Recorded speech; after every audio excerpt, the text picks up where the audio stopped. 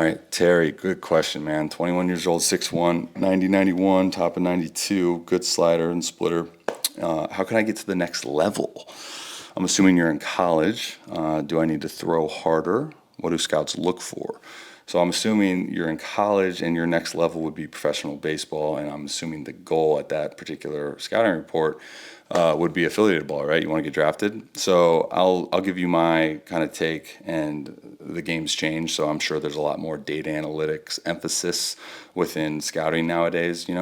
When I was 18, it was 2010, and it was just they had essentially one number to go off of, and that was what the radar gun said, right? And that still plays, but I know that there's data analytics for each pitch, and how I think that also plays an emphasis into that.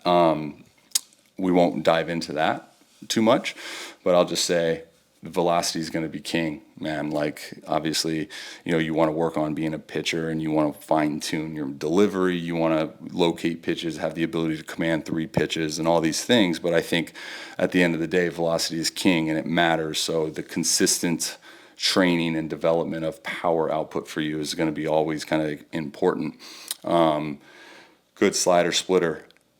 Good is good enough, obviously, but I think being great and having something that just separates you from other people at that particular age group or that particular draft class or whatever it may be, because what happens is scouts look at you and they go, okay, actually I don't even know if you're a righty. I'm assuming you're a righty because 80% of throwers are.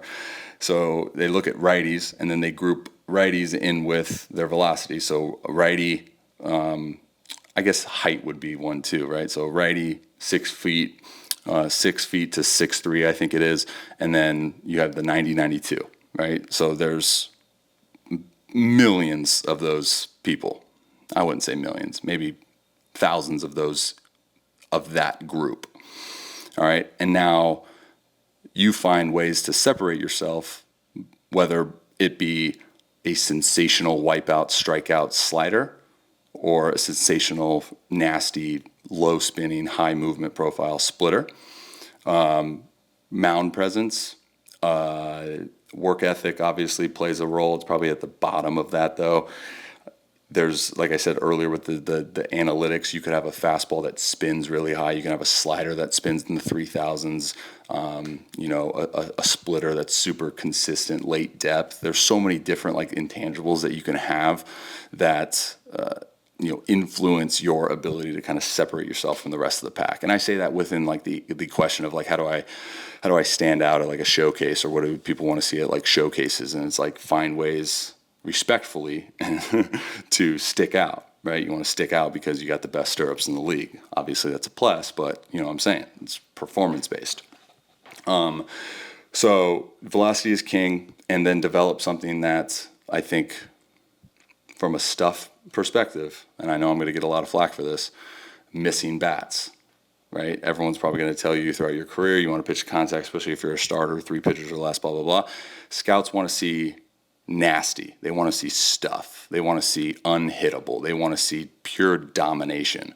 So what is going to then influence that, right? Obviously velocity, sequencing, pitchability, off-speed pitches, consistency, command, all these different things that go into that. And I know, it's kind of cliche to kind of say all this, but it's truth, right?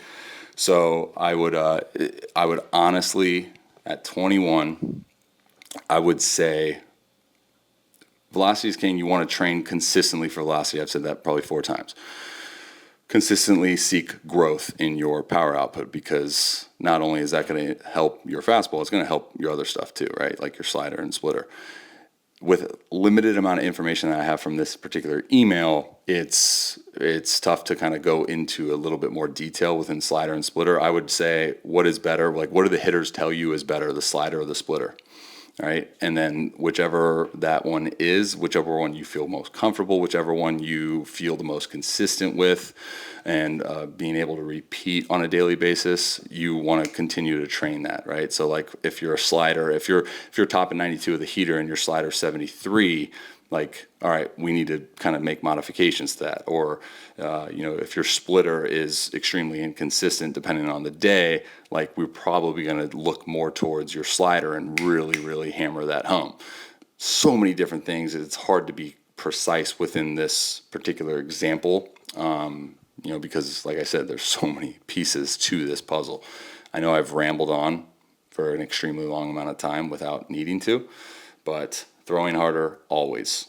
What do scouts look for? Domination, stuff, nastiness. Separate yourself.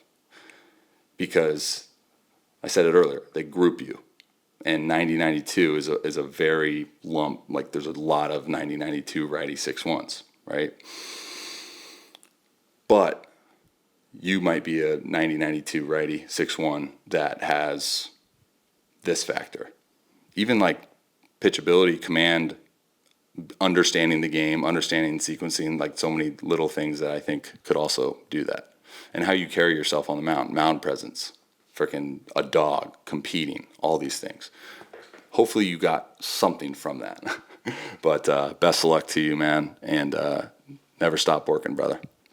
The work is what is extremely fun in the long run. See ya.